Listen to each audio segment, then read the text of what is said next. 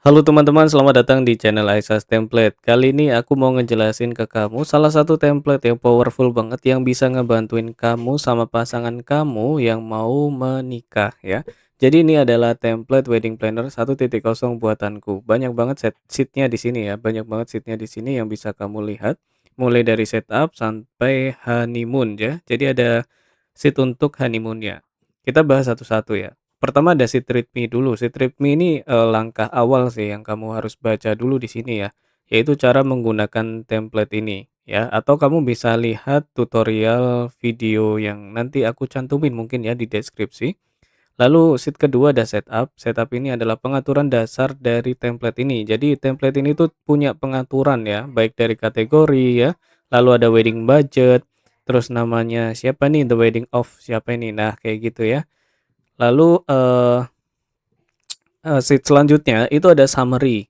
Gini teman-teman, jadi yang summary ini sebenarnya simpel aja sih karena ini ringkasan ya. Mulai dari vendor payment progress, lalu ada vendor summary, ya udah dibayar berapa, yang belum kebayar berapa, lalu ada dokumen breakdown, dokumen yang udah kamu siapin itu apa aja, lalu ada expense summary, yaitu pengeluaran yang udah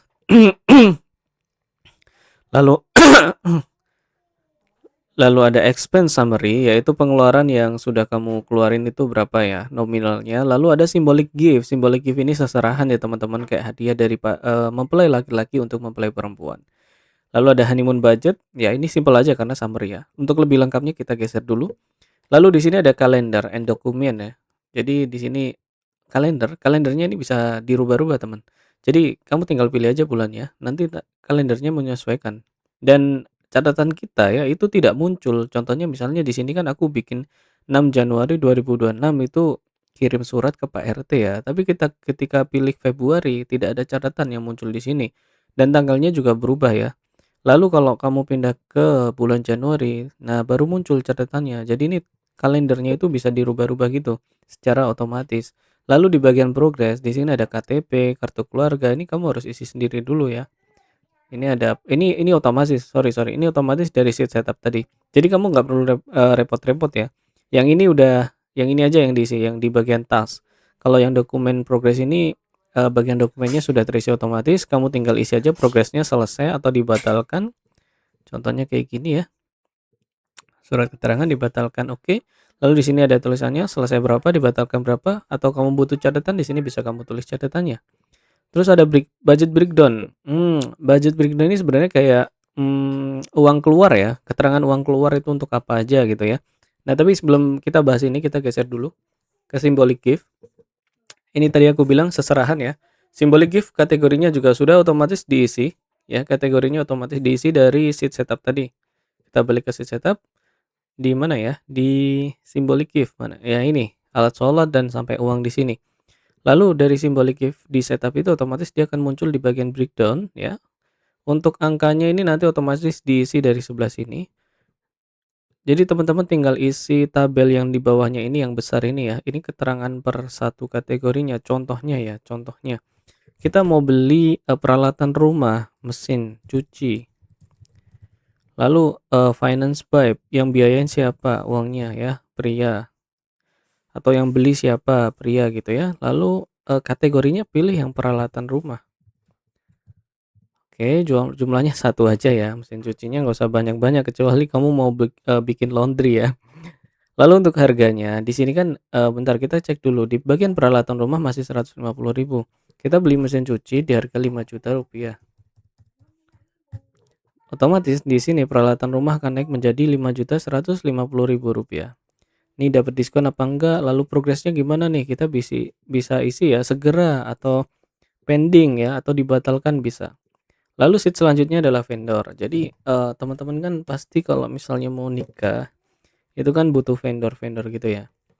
Dan pasti teman-teman masih survei kan, kira-kira vendor mana yang bakal diambil, yang worth it dari segi harga dan kualitas ya, pelayanan dan lain sebagainya. Contohnya kayak gitu kan. Kayak, venue-nya ada berapa, pasti nggak mungkin milih satu tok toh. Biasanya pilihnya minimal 2 lah ya. Nah, di sini teman-teman bisa isi semua bareng pasangan nih, bareng pasangan kamu ya, diisi aja di sini. Venue, cateringnya yang mau diambil itu apa aja, lalu bisa musyawarin berdua tuh, bisa dibicarain berdua kira-kira yang mau diambil yang mana gitu ya. Contohnya misalnya cateringnya yang enak mantap ini ya, Enak mantap, lalu yes, coba kita hapus dulu di sini. Oke, di sini kan aku belum pilih catering ya, cateringnya masih kosong ya, ini belum ada di bagian cek, ceknya belum ada yes-nya. Nah, nanti kita tekan yes di situ, kita pilih cateringnya. Misalnya kita ambil yang catering enak mantap ini ya, enak mantap, lalu kita pilih yes, maka vendor yang kita ambil di sebelah kiri setelah kita survei itu akan masuk ke approved vendor di sini. Jadi ini list vendor yang bakal kita pakai ya, baik dari venue, catering, makeup artist, fotografi, dan busana. Nah, ini yang bakal kita ambil, diringkas jadi satu di sini ya, di tabel bawah sini. Lalu muncullah budgetnya di bagian atas sini. Budgetnya itu paling gede ada apa? Catering ya, paling gede catering. Lalu yang kedua venue, baru fotografi. Nah, kayak gitu. Nah, kalau sudah di sini kalian bisa geser aja ke sheet catering. Kalau kita udah pilih catering tadi ya, enak mantap gitu ya, dia pasti kan ngasih penawaran nih menu-menu yang dia punya apa aja gitu kan. Nah, teman-teman bisa isi aja di bagian menu sama pasangan kamu ya. Nanti bisa dibicarakan gitu, menunya ada apa aja dari sana yang ditawarin gitu kan.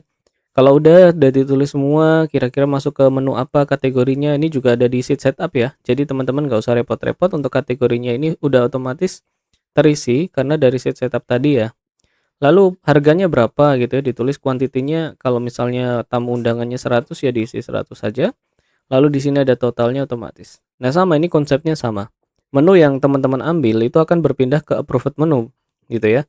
Nah, dari total ini ya, dari total menunya ada 59.700.000 rupiah. Yang di approve cuman segini, jadi totalnya 35.100.000 rupiah. Kita tambahin lagi coba deh di sup jagung ini kan masih belum di yes ya picknya ya. Kita pilih sup jagung. Nah, di sini otomatis nambah sup jagung ya di bagian atas di bagian pembuka. Dia berurutan gitu.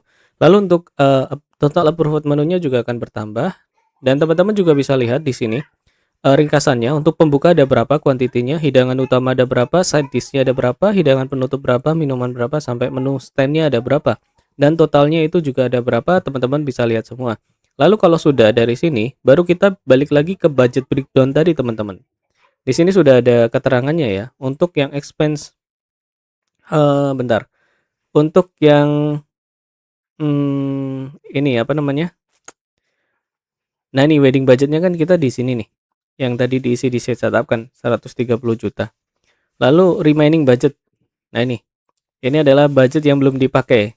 Kenapa tinggal 109? Karena di sini kita udah mencatat DP venue sebesar 20 juta, lalu beli kipas angin 150 juta, ya.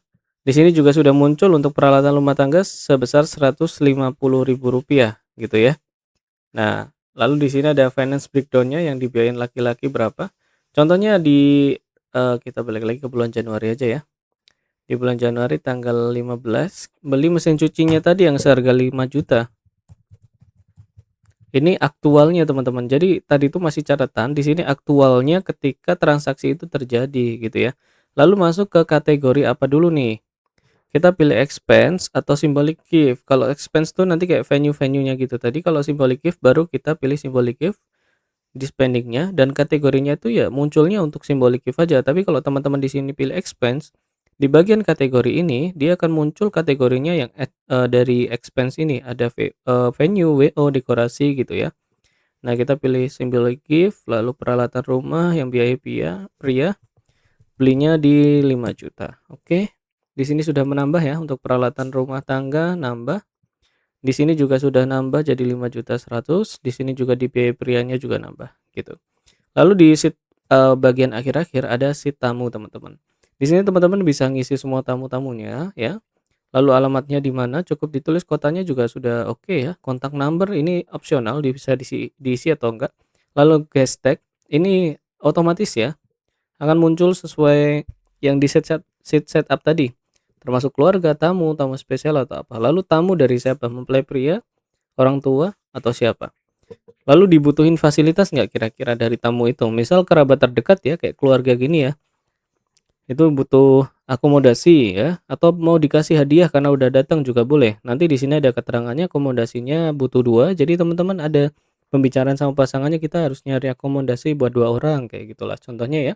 Nah, di sini ada total tamu yang diundang. Lalu di sheet terakhir itu ada seat honeymoon.